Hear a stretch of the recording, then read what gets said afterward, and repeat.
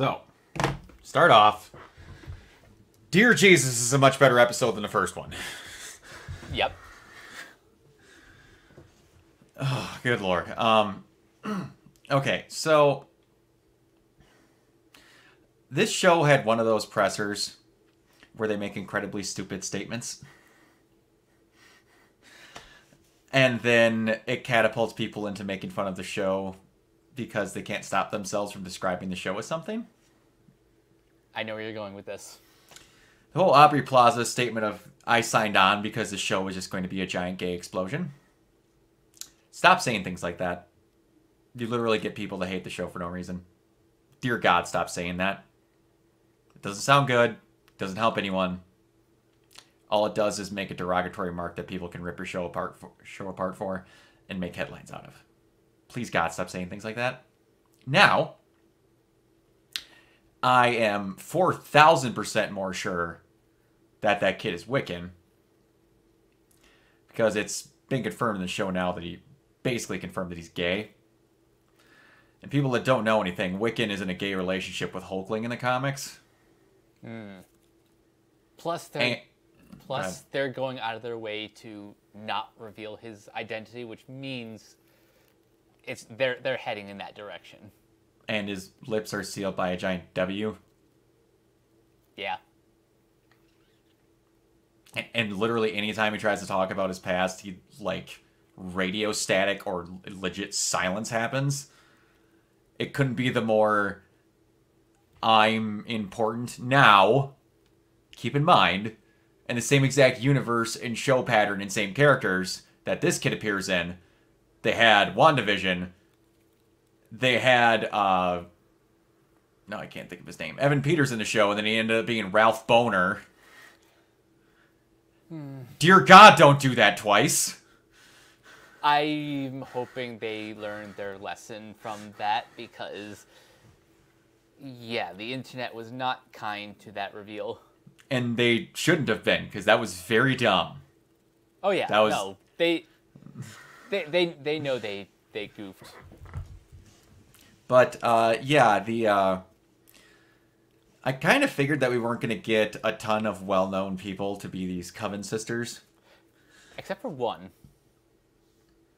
There is one notable character, Jennifer Kale, who, according to Wikipedia, is most affiliated with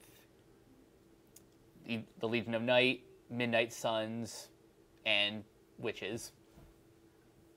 Okay. This is my first time hearing of her.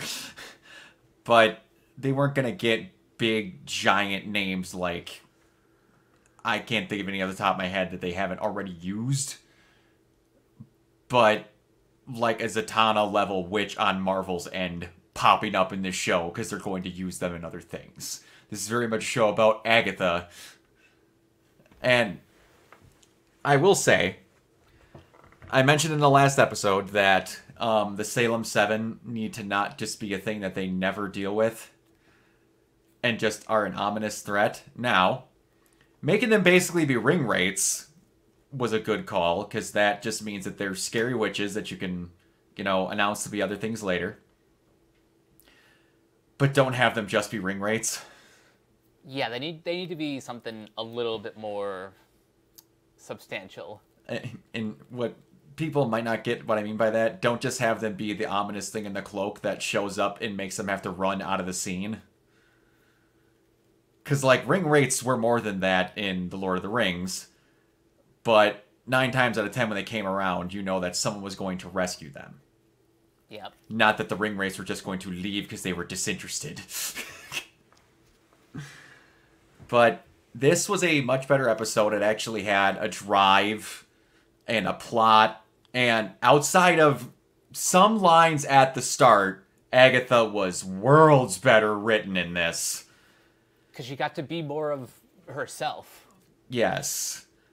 And, and keep it like this, because there was, like I said, there were some weird lines at the start, but this is her being a treacherous bitch, and that's what she kind of needs to be, because that's who she is. And as far as details go, I really liked it. One thing that I saw get bitched about a lot, and I was getting ready to be upset about it because most of the times in shows like this, it's done stupidly. That song was not offensively bad as everyone's making it out to be. Quite the opposite, actually. Yeah. That was actually like a witch's chant and actual, like, you know, rhythmic song that would make sense to open something. That sounded like an old Gothic hymn. Exactly. People made it sound like they were breaking out Fergie to open out of a door. I'm like, what? What are we talking about? Like, if any of you bash on this, I never want to see you watch Hocus Pocus ever again. Speaking of which, that is exactly the vibe I got from this episode. Which is kind of what I want from this series. Exactly. I mean, it needs to be more serious, obviously, because they're dealing with some serious shit, but I really would not mind some Hocus Pocus-y, just stupidity every now and then. Because it's stupidity that matches the tone. Not stupidity for stupidity's sake, like how it was with the "Alone or just a loser, we'll see." That was dumb. That was very dumb. But yeah, they weren't doing that. They were having everyone be normal in this, which was welcome. It kind of makes me wish we basically never got the first episode, because people aren't going to watch past that first episode. It really feels like they did not know how to start this series off to save their ass. Yeah, I think they wanted to start with something close to like WandaVision, but no, episode 2 felt more like this is the show that they wanted to make. Yeah, and like having her still be in like a TV show, like I forgot to mention in the last one, is like based off the Danish TV series WandaVision, like stupid shit like that was perfectly fine because she's still in the spell. You just had obscene amounts of stupid shit surrounding it. And this is showing that you can stay on topic and know what it needs to be. Because you stayed the course other than like 3 or 4 dumb lines that match the energy from the first episode. This was perfect. Now, what did you think of the rest of Agatha's coven? I thought they're pretty boiler basic. They're people that I feel like she's gonna just wait to screw over. Now, if they turn out to be more things, they went out of their way to go, I'm looking up a bunch of chumps, like people that I could deal with even if I don't have magic. So I kind of get that. Again, she wasn't going to hire super powerful people to try and get to use because they would be too smart to be used by her. So I like what they're setting up. We're going to have to see what exactly happens, because if they do actually get confronted by the Salem 7, they're going to be smart enough to not, God, I hope, to not blast her to give her magic back. So those 4 are going to need to do something. What? I don't know. But it's shown they've had magic at some point, but just really don't now. Yeah, this'll be interesting, and also because she wasn't in this episode, I'm more curious now what Aubrey Plaza's role is going to be moving forward. I still think she has something to do with Doctor Doom.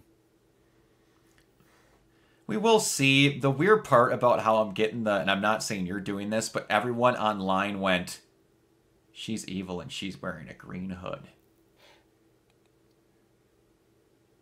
Yeah. A giant chunk of the internet went, we're getting Doctor Doom soon. I saw some green in a hood. I don't mean to go back to the Mephisto rant that I had earlier, but some people really like to just go, I don't know, man. She hasn't said her name yet, or it might be something different.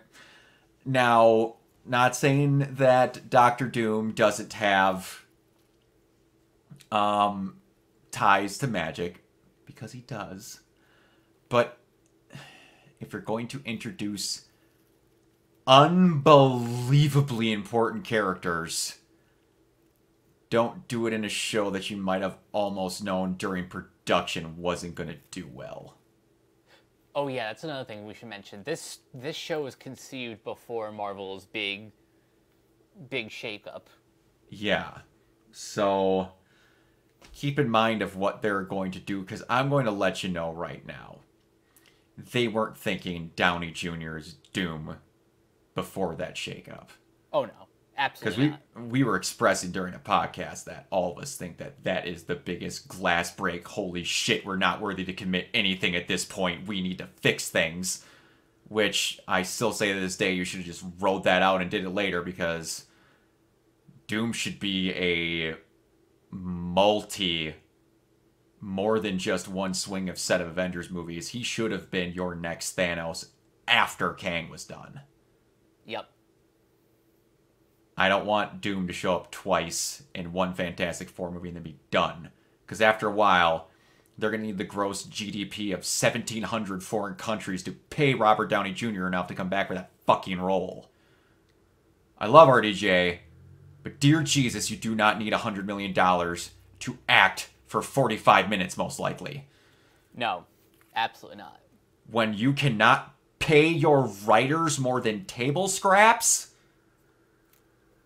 that shit needs to stop. And it went from, in the original Avengers, or Avengers 2, where Robert Downey Jr. was shown to be, well, I'm not negotiating until my co-actors get a little bit more pay. And then now, what are we doing? But anyway, that's a topic we've already talked about. As far as this goes, I want her to be something important because Aubrey Plaza is a very talented actor, and I'd like her to get a gigantic role that she can move forward on, because they're going to need some magical people moving forward. Mm-hmm. Because other than Strange, we're kind of running out of them. Because at this point in time, they're basically saying Wanda's dead. Like, in the main timeline, like, even freaking Elizabeth Olsen has pretty much said as much. Yeah. So, like, as much as I want her to come back, I understand if that's just not in the cards. And at this point also, you need the X-Men in the future. I kind of would like if the next version of Quicksilver and Wanda we get were mutants. Yes. Let's bring that back. And not have the we changed comic books to fit the movies bullshit, where you had to decide that they were no longer Magneto's kids. Yeah, no, we can't. We can't do that again. No, let's not do that. But as far as other magical beings in the MCU, Ironheart is still allegedly coming out, and Anthony Ramos is playing the Hood, who's kind of like a magical villain. And that could be something. Now, they could get... Now, there is, again, that rumor that is literally... Bob's Cool Vibes is saying that they want to make a Midnight Suns movie at some point. And, again, Bob's Cool Vibes is saying that they want to make Blade the freaking embassed Nick Fury of, like, magical weirdos. They can't even make that movie happen, and they're already like, well, we know what's going to happen after the movie, even though the movie's been rewritten 17 times and gone through 1,400 directors. We know. But if we actually do legitimately get a Midnight Suns movie, you're going to need enough magical weirdos that you would need a group of them to fight against magic users in the MCU. You wouldn't need 3 or 4 gigantic ones that would make a 4-film saga out of. You would need a crew of people. Mm-hmm. A Thunderbolts of sorts, if you would. Sorry, Thunderbolts. Asterisk. Going to be Dark Avengers. But, yeah, I mean... God, if Ironheart still happens, which they say it is, we'll see what it is. So, cool. I hope it goes forward. I wouldn't mind some villains making it past the movie they're in. Same. Because that's a giant problem Marvel's had for a long time. It really does get annoying when, like, villains who allegedly have, at least in the comics, like, you know, these massive abilities and powers, and they're gone in, like, one movie. Like, no, we got to stop doing that. Because, yeah, we should be able to bring characters back without needing it to be a multiverse story. Exactly. It'd be kind of nice. When you have 8,400 heroes you can bring out for Endgame, and we can't bring out, like, 6 for a group of heroes movie unless we bring out 6 new ones. It like, as much as you want to say the Avengers movies or the Spider-Man movies give them much crap, they at least kept his villains around. Yep. And, like, made an honor code with some of them. That was a really good move. It hurts to not, like, the only early MCU movie that didn't kill its villain was Abomination, because it was Abomination. Yeah. Anyways, back to the show. This is worlds better. If I can get this quality or better out of the rest of it, I will enjoy the show. Same. I don't want to say I'm 100% confident, but I am fairly confident that moving forward, the show is going to stay at this quality. Yeah, it should, and just giving them stuff to do. I know that sounds really dumb, but sometimes it just aren't good at, like, giving a character something to do other than the thing they do in the last 10 minutes of the last episode. Yeah. Because that was a giant problem Echo had. Echo could have been so much better. It could have. It really could have. And then they're like, nah, we want her to fight Kingpin at the end, and you got 6 episodes. What else is she going to do? What about a fight at a roller rink? Okay, that's 20 minutes. What about the other 5.5 episodes?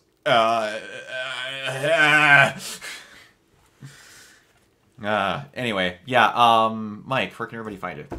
You guys can find me on various social media sites at Captain K42. You can check out my quick thoughts on letterboxd.com/CoachK42.